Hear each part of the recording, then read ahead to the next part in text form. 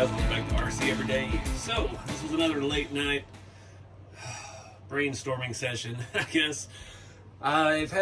This was a original, I believe another 90s Tamiya. This is the Isuzu Amigo, or here in the States, the Amigo, or in Europe, the Opel Frontera. I love these little 90s trucks. Remember back on the channel, I built one 8 years ago on a short wheelbase TF2 chassis. And I rocked it for years, made a full interior for it, and traded it off for the long bed Chevy to my buddy Austin. And he's been enjoying it, so it's in a good home.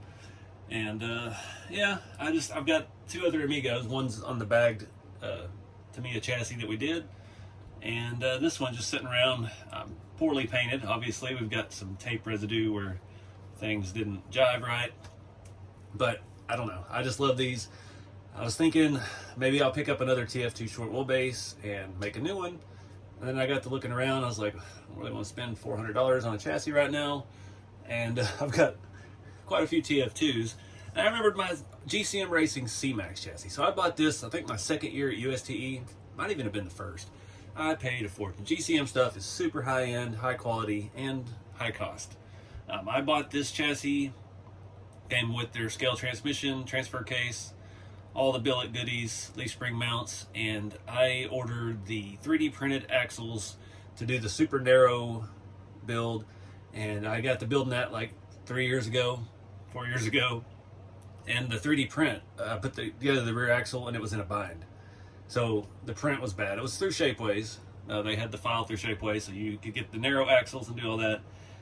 And that just kind of discouraged me because with the axles and the gears, the chassis, I probably have $1,000 into this. So that's been sitting in a box forever. I use this chassis to kind of develop the shop truck chassis and to work out my front independent suspension. And yeah, it's just been sitting over here on the side of the shop.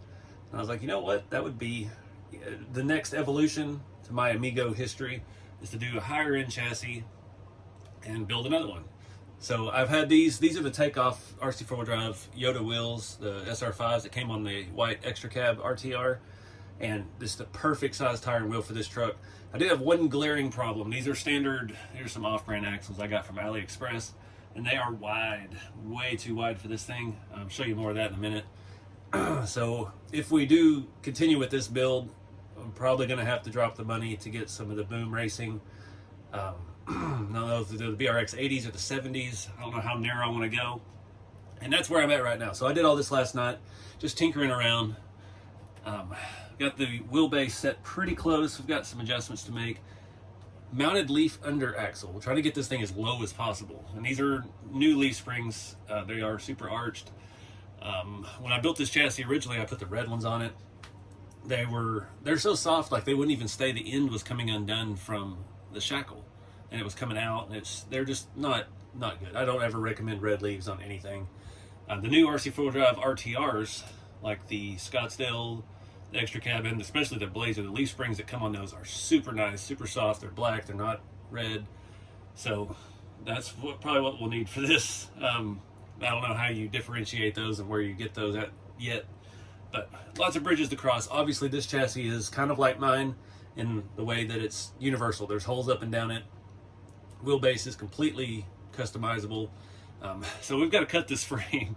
And this isn't like my frames are just flat steel. This is aluminum C-channel. This is billet machined, high-end stuff like that. Transfer case. The motor plate is super, super nice. GCM stuff is excellent quality. Chris and Dana know what's going on with that.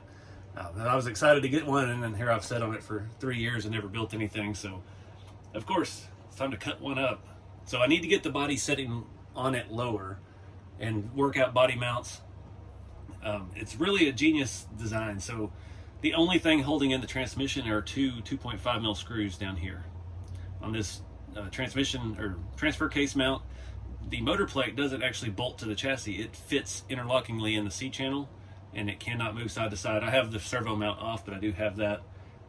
Trying to find a way to set the wheelbase to where I can still have the servo mount and still fit under the body. I've been playing with this all night, moving leaf spring mounts back and forth, which is not easy to do because they do screw in from the inside. So I've stripped a couple screws in this process, but Right now, the only thing bolted into this chassis is this two screws here and our tail piece out here. The rest of this, it's got a little flex to it right now. Our servo mount bolts on top with 2 mil or 2.5 mil. And yeah, that pretty much locks the frame in. We've got this cross member I've left loose. Shock mounts, setting this low, axle on top of the leaf spring. Shocks are going to be a definite challenge. This being body not having any interior, we can do what we need to do. We can throw on some RC4 drive shock hoops if we need to and make things work the best we can. Sitting here looking at this, where are the shock mounts on this axle? I do not see any. I guess they have to go into the C-hub.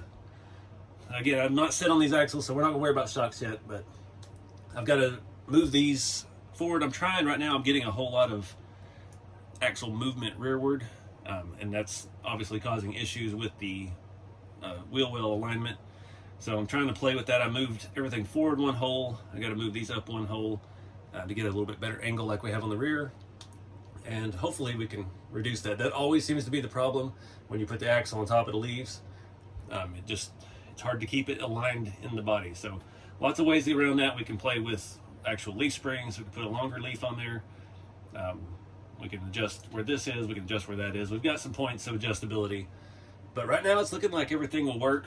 We've got a clear line of sight. Our drive shaft, this pumpkin is offset to the driver's side. Our transfer case is actually reversible. We can unbolt that, flip it around to the other side if need be when we get other axles. That's one thing we have to look at too. I'm not familiar with the front of the boom axles, the front axle. I don't know if they have options which side the pumpkin's on. If it's centered, that's going to be a slight problem because our transmission is right there in the way. So anyway, enough talking. Let me move those shackles and then we'll start looking at cutting this thing.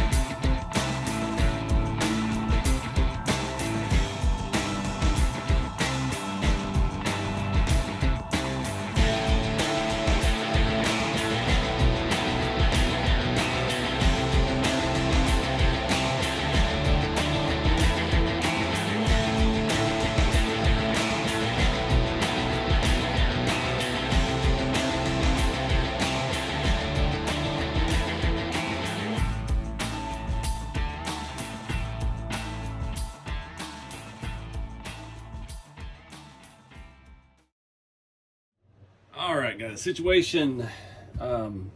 Things are good, things are bad. Rear body mount came out perfect. Everything's nice and aligned. I've got one screw holding it in back there. Front not lining up so good. I could have left another 3 millimeters on the rail to come all the way to the bumper, but yeah, I've kept it with the leaf springs. So now I'm having second thoughts about the leaf springs, and if we run a longer leaf, we're kind of hosed up front now. We can't move the mounts forward. So measure 3,000 times, cut once. But anyway, I'm having two major issues. These axles are just so dang wide, it looks ridiculous. They're sticking out a mile. I was looking online trying to find some boom axles. The 70s, I think, would tuck underneath it, but their front ones, it looks like the knuckle is going to cross the leaf spring. They're so short. So I don't think those are the answer. I've got a 70 and an 80 rear that we can test later. But the main thing I'm having right now is keeping these things centered. So, and they're doing that too. It's coming all the way to the rear of the wheel well. Same back there. It's not jiving very good. So I'm thinking I may flip the axle back on top of the leaf for now. It's going to set up higher, and obviously these tires would be a little small for that. But just to help get things going, it just bugs me. They're so wide. I test fit a bunch of different wheels and tried to see what could work, and didn't have anything really narrower. I have some actual GCM 1.6s. They're weird, odd size. They're mini mags from back in the day, but they've got a big mud tire on them, so I didn't want to take those apart. The tire's been on there for 10 years, so I was looking at using the stock CC01 body mount, which we can take that piece off at the inside of here if we need to. It just mounts the inside of the bumper, but the way it needs to mount, it would be in the way of the servo. So I got some thinking to do on this. I'm going to go ahead and switch these axles around and just see how it looks.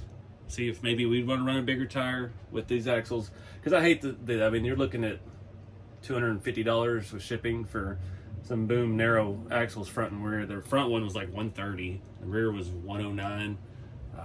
Yeah, it's just ridiculous. And I just bought two axles for other builds, and it's like, I don't well, we'll see if this project gets done anytime soon. So anyways, I'm going to play with the axles, and yeah, we'll see how it looks.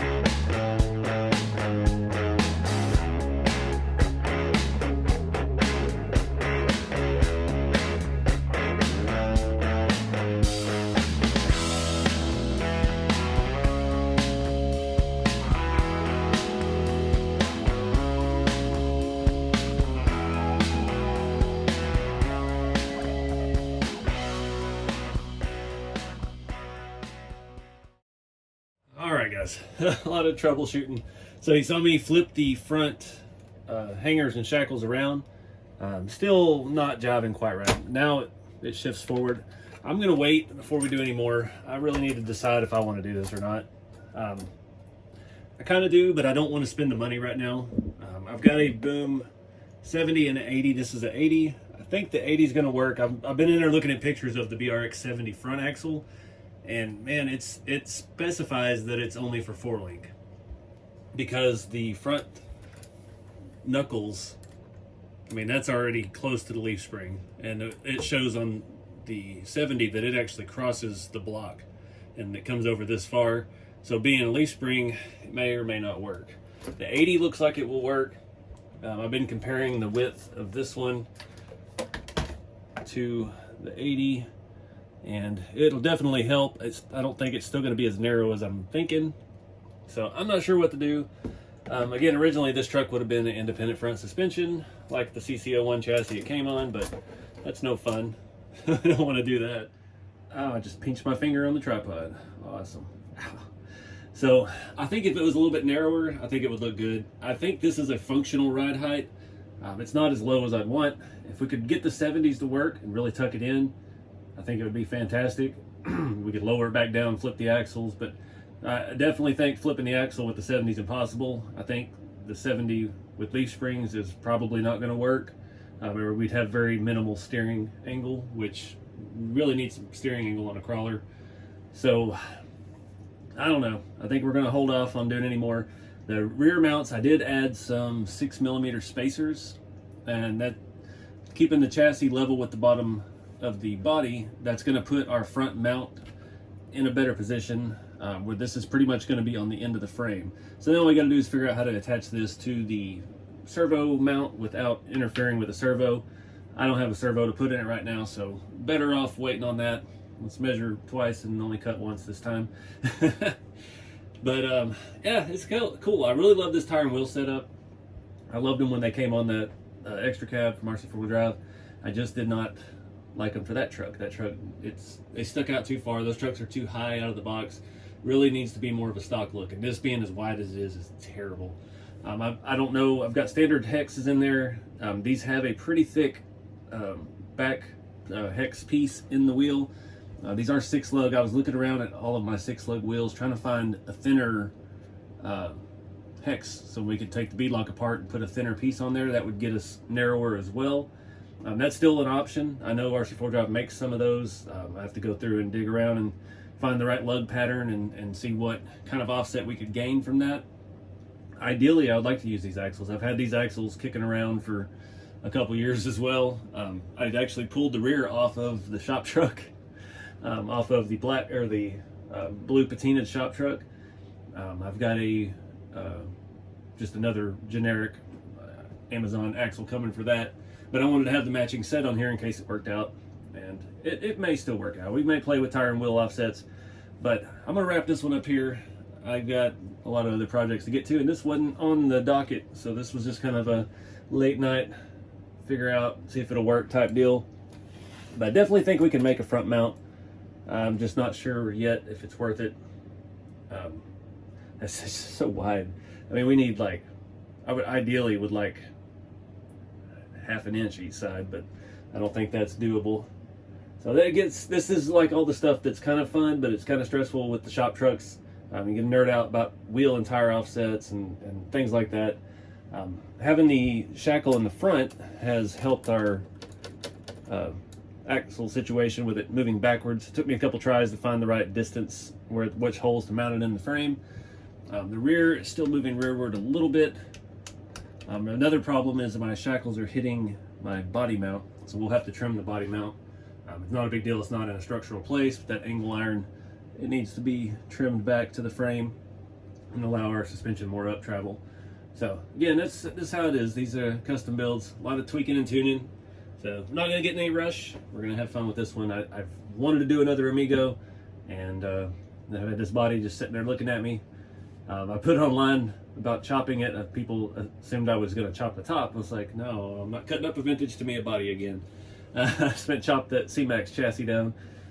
We took about 4.5 inches off the back and about 3/4 of an inch off the front. So yep, that hurt a little bit, but you gotta do what you gotta do.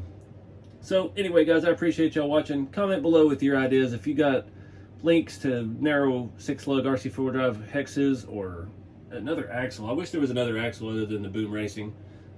it's just such a pain having to order from overseas. And the shipping's fairly quick, but it's just, I don't know, it's just a hassle. Their website is ridiculous to try and search through. It took me 10 minutes to get it to load, and then to be able to search. It doesn't have like an enter button when you type in your search. You have to reset, and then you reset the whole form. Sometimes it works, sometimes it doesn't. Very janky website. But anyways, there's an affiliate link in the bottom if you're interested in ordering from them. They do have stuff we can't get, so that's the double-edged sword with the hobby.